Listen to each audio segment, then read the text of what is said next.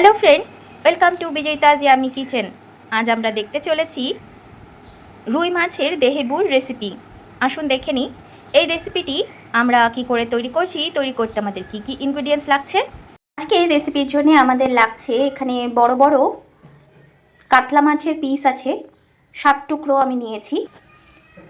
ধুয়ে নিয়ে ভালো করে তারপর নুন হলুদ মাখিয়ে রেখে দিয়েছি, ভেজে নিতে হবে।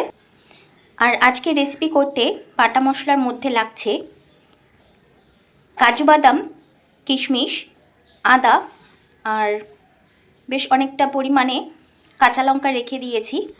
লাগছে মেথি 1 চামচের থেকে 4 ভাগের 1 ভাগ।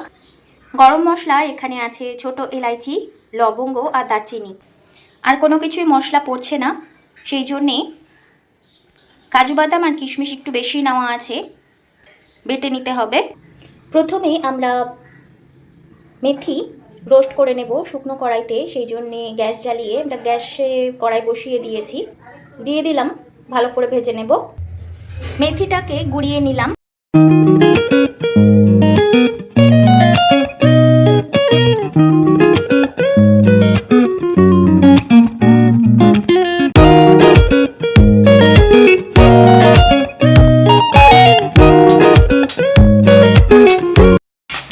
মাছগুলো ভেজে নিচ্ছি, কড়া করেই ভেজে নেব।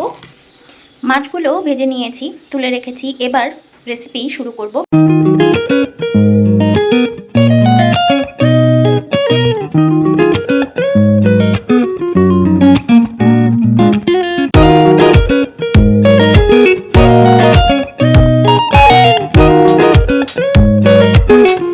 মাছ ভাজা তেলের মধ্যে আমরা আরেকটু তেল অ্যাড করে দিয়েছি। এবার ফোড়নে দেব তেজপাতা, শুকনো লঙ্কা আর থেতো করা গরম মশলা দিলাম। বেটে রাখা মশলাটা দিয়ে দিলাম।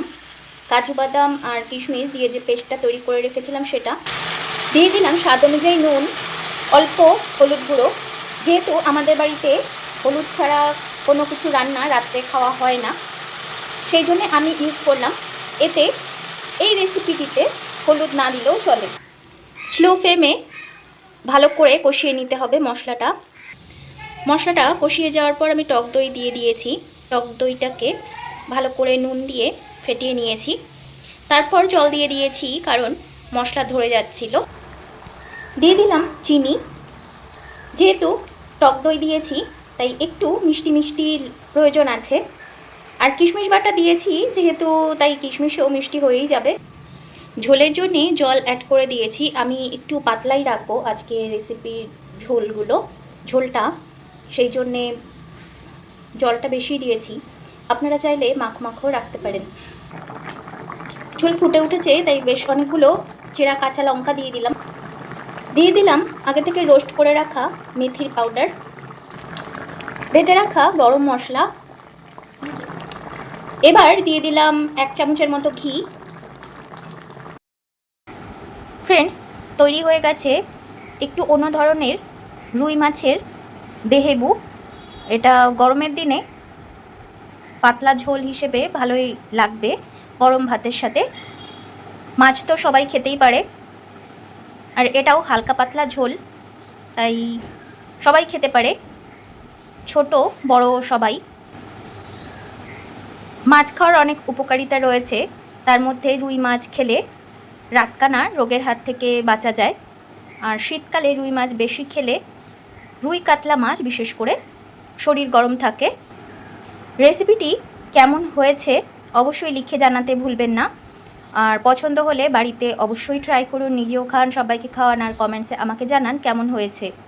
যদি ভালো লেগে থাকে তাহলে প্লিজ লাইক, কমেন্ট, শেয়ার আর সাবস্ক্রাইব করতে ভুলবেন না। পাশে থাকা বেল আইকনটিকে প্রেস করে দেবেন, যাতে নতুন কোনো ভিডিও এলে আপনার নোটিফিকেশান আগেই পেতে পারেন।